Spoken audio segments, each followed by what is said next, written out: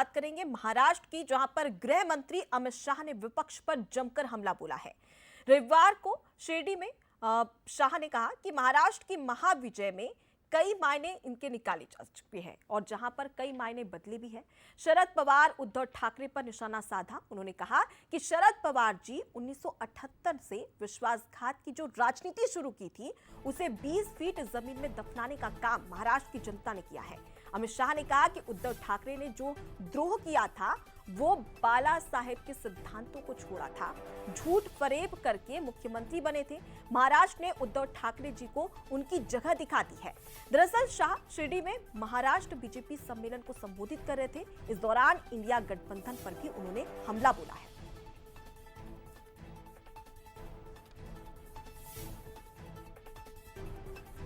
महाराष्ट्र के विजय के कई मायने।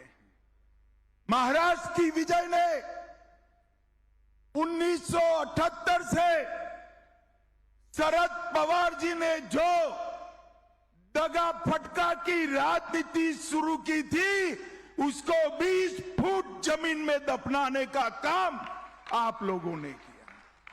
उद्धव ठाकरे जी ने हमारे साथ जो द्रोह किया था 2019 को विचारधारा छोड़ी थी और बाला साहब ठाकरे के सिद्धांतों को छोड़ा था, झूठ फरेब कर मुख्यमंत्री बने थे। वो उद्धव ठाकरे जी को आपने उनकी जगह बताने का काम किया है। तो देखिए, आपने केंद्रीय गृह मंत्री अमित शाह को सुना कि किस प्रकार से उन्होंने विपक्ष पर निशाना साधा है। अब इसी पर ज्यादा बातचीत कर लेते हैं। हमारे साथ में न्यूज हेड शरद द्विवेदी जी जुड़ चुके हैं। सर, आपने भी सुना कि किस प्रकार से तीखे हमले विपक्ष पर किया जा रहा है, उद्धव ठाकरे की बात हो या फिर कांग्रेस की बात हो, शरद पवार की बात हो, और अब इसी तरीके से जिस प्रकार से शाह ने ललकारा है और गद्दार विपक्ष को कहा है, इसके क्या कुछ मायने निकाले जाए?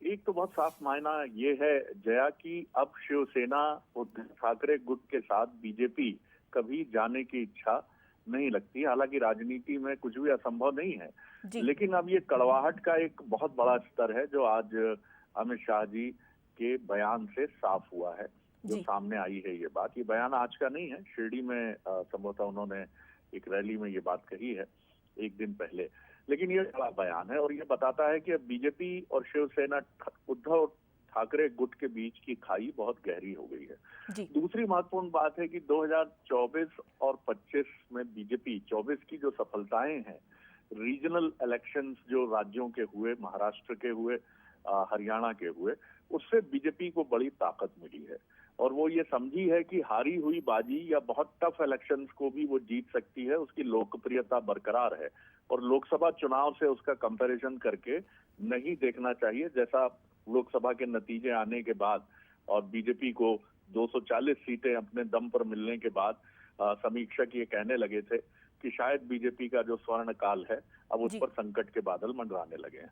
तो बीजेपी आत्मविश्वास से भरी है। अमित शाह जी ने भी इसका जिक्र किया कि ये हमारा एक बेहतरीन समय है और आने वाले इलेक्शंस में हम बेहतर करेंगे। अब सबकी निगाहें दिल्ली पर है। अगर दिल्ली फतेह तो फिर बीजेपी के लिए एक बेहतरीन स्वर्ण काल, एक ऐसा काल जो न भूतो न भविष्य थी।